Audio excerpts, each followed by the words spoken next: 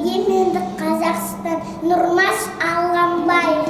Ата бабам арман еткен егеменді қазақ жерін, қуанышын күткен, құтты болсындар хан елім.